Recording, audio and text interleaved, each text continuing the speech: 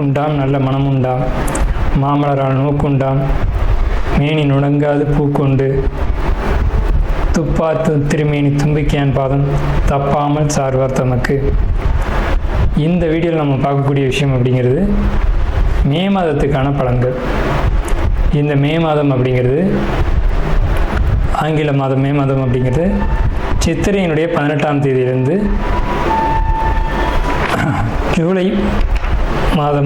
ஜூலை மாதம் தொடக்கம் வரைக்கும், அதாவது சித்திரை வைகாசி 17ஆம் தேதி வரைக்கும் இருக்குது. மொத்தம் 30 நாள் இருக்குது இந்த மே மாதம் அப்படிங்கிறது. இந்த 30 நாளுக்குமான பலன்கள் அப்படிங்கிறது என்ன, 12 ராசிக்கும் அப்படிங்கிறத நம்ம பார்க்குறோம். முதல்ல இந்த சித்திரையினுடைய விசேஷங்கள் என்ன அப்படிங்கிறத பார்ப்போம். சித்திரை மாதம் அப்படிங்கிறது சித்ரா பௌர்ணமி அப்படிங்கிறது ரொம்ப தவிர்க்க முடியாத ஒரு விஷயம். சித்ரா பௌர்ணமி அப்படிங்கிறது சித்திரை 17 அன்று வருது. சித்திரை 17 அப்படின்னு எடுத்துக்கிட்டிங்கன்னா சித்திரை 18 வரைக்குமே பௌர்ணமி இருக்கும். சித்திரை 18 தான் மே மாதத்தினுடைய முதல் நாள். அப்போ இந்த மே மாதம் தொடங்கிறது சித்ரா பௌர்ணமியில் தான் தொடங்குது. ஸோ இந்த மே மாதம் மிகுந்த சிறப்பு வாய்ந்த மாதம் அப்படிங்கிறத நம்ம தெரிஞ்சுக்கணும். இந்த மாதத்தினுடைய கிரக நிலைகள் அப்படிங்கிறது ரொம்ப ரொம்ப ரொம்ப விசேஷமாக இருக்குது. என்ன விசேஷமாக இருக்குது அப்படின்னு கேட்டிங்கன்னா, மேஷத்தில் வழக்கம் போல் எல்லா சித்திரை மாதத்திலும் சூரியன் உச்சமாக தான் இருப்பார். ஆனால் இந்த வருடம் மட்டும் செவ்வாய் ஆட்சி பலம் கொண்டு அதே வீட்டில் இருக்கார். அதே மாதிரி ரிஷபத்தில் புதனும் சுக்கிரனும் 2 நட்பு கிரகங்களும் இணைஞ்சு ஒரு அற்புதமான ஒரு நிலையில், சிம்மத்தில் கேது, அடுத்த நிலையில் பார்த்திங்கன்னா மிதுனத்தில் குரு, அவர் இந்த மாதத்தில் கடகத்தை நோக்கி பயணிப்பார். அதே மாதிரி கும்பத்தில் ராகு, மீனத்தில் சனி. இந்த மாதிரியான விசேஷம் கொண்ட ஒரு கிரக அமைப்புகள் இந்த மே மாதத்தில் அமைஞ்சிருக்குது அப்படிங்கிறது 12 ராசிக்குமே ரொம்ப ரொம்ப ரொம்ப சிறப்பான பலன்களை கொடுக்க இருக்குது. என்ன அப்படின்னு கேட்டிங்கன்னா, 2 சுப கிரகங்கள் அதாவது ஒரு சுப ராசியில், ரிஷபம் அப்படின்றது விசேஷமான ராசி, அங்கே புதனும் சுக்கிரனும் இணைஞ்ச மாதிரி ஒரு மாதம் பிறக்குது அப்படின்னாலே அது விசேஷம்தான். சரி, என்ன மாதிரியான நல்ல பலன்கள் நடக்கும் அப்படிங்கிறத நம்ம பார்ப்போம். இந்த சித்ரா பௌர்ணமியினுடைய விசேஷங்கள் என்ன அப்படின்னு பார்த்தீங்கன்னா, சித்ரா பௌர்ணமி அன்னைக்கு தான் சித்திரகுப்தனுடைய வழிபாடு நடக்கும். சித்திரகுப்தன் அப்படிங்கிறது யாருன்னு கேட்டிங்கன்னா, யமனுடைய பிஏ, அதாவது அசிஸ்டண்ட். இவர் தான் பாவ புண்ணிய கர்மா கணக்குகளை கையில் வச்சக்கூடியவர். ஸோ இவரை வழிபடக்கூடிய நாள் தான் சித்ரா பௌர்ணமி. அது மட்டும் இல்லாது ஒவ்வொரு குடும்பத்திலையும் அந்த குடும்பத்தினுடைய கன்னி தெய்வங்களை வழிபாடு பண்ணக்கூடிய மாதம்தான் சித்ரா பௌர்ணமி. சித்ரா பௌர்ணமி என்று விசேஷமாக அவங்கவுங்க குடும்பத்தில் கன்னி தெய்வங்களை எடுத்து வழிபாடு பண்ணுவாங்க. நம்ம வேணால் கன்னி தெய்வங்களுடைய வழிபாடு எப்படி அப்படிங்கிறது ஒரு தனி வீடியோவை கூட கொடுப்போம். ஸோ கன்னி தெய்வ வழிபாடு அப்படிங்கிறது ரொம்ப விசேஷமானதும் கூட, முக்கியத்துவம் வாய்ந்ததும் கூட. இதில் சித்திரகுப்தனுடைய வழிபாடு ரொம்ப ஒரு அவசியமான விஷயம். அதே மாதிரி திருவண்ணாமலை கிரிவலம், அவரவருடைய குலதெய்வ வழிபாடு. இதில் ரொம்ப குறிப்பிட்டு பேசணும் அப்படின்னா அன்னதானம் கொடுக்கறது.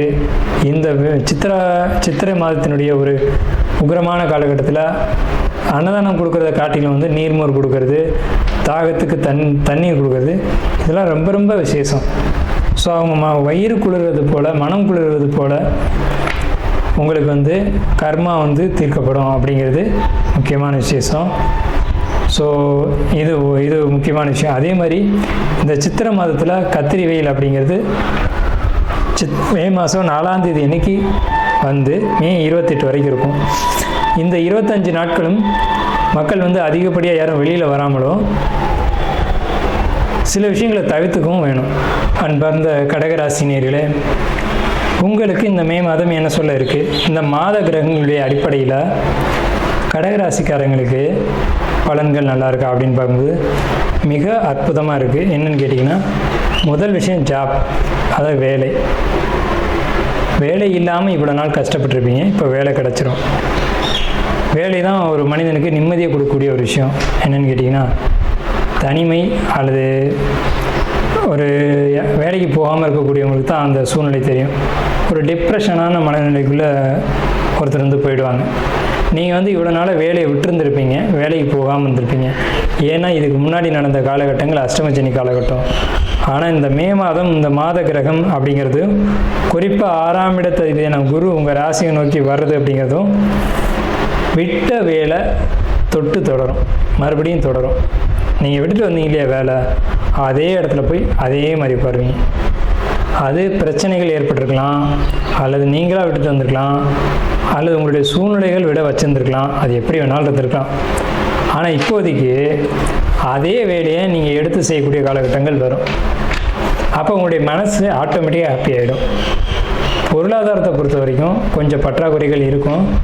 ஏன்னா இப்போ நீங்கள் பழையபடி ஜாபுக்கு போக ஆரம்பிச்சிருக்கீங்க, இப்போ தான் போக ஆரம்பிச்சிருக்கீங்க. அப்போ ஏற்கனவே ஏற்பட்ட கடன்கள் இதெல்லாம் உங்களுக்கு தொந்தரவுகளை கொடுக்கும்.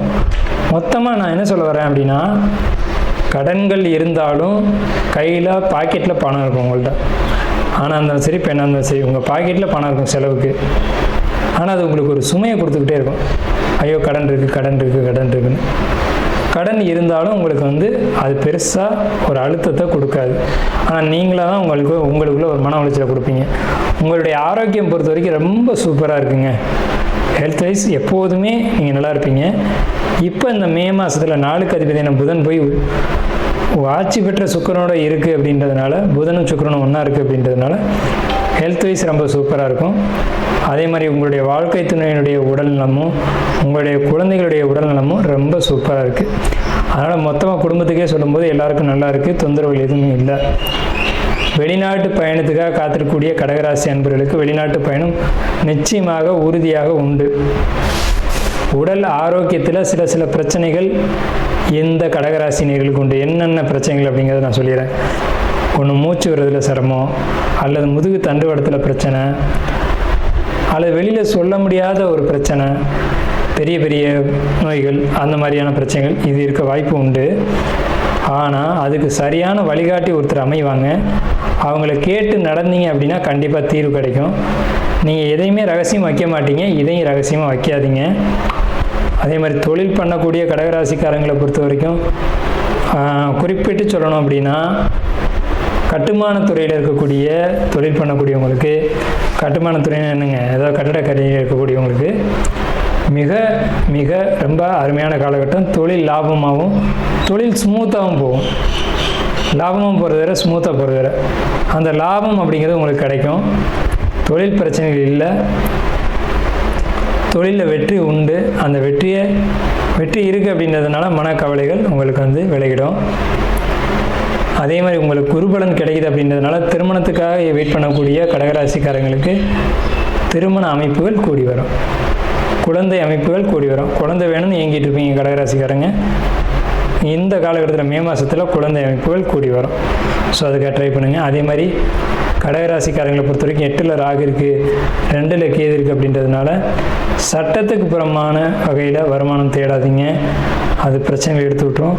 இந்த லாட்ரி, கேம்லிங் இது போன்ற விஷயங்கள் எல்லாமே நிச்சயமாக ஒரு பிரச்சனையை கொடுக்கும். ஸோ அதனால் அந்த மாதிரியான விஷயங்களில் ஈடுபடாதீங்க.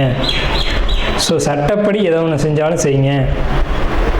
உடல் ஆரோக்கியத்தை பொறுத்த வரைக்கும் ரொம்ப சூப்பராக இருக்குது. உடல் ஆரோக்கியத்தில் பிரச்சனைகள் எதுவும் இல்லை.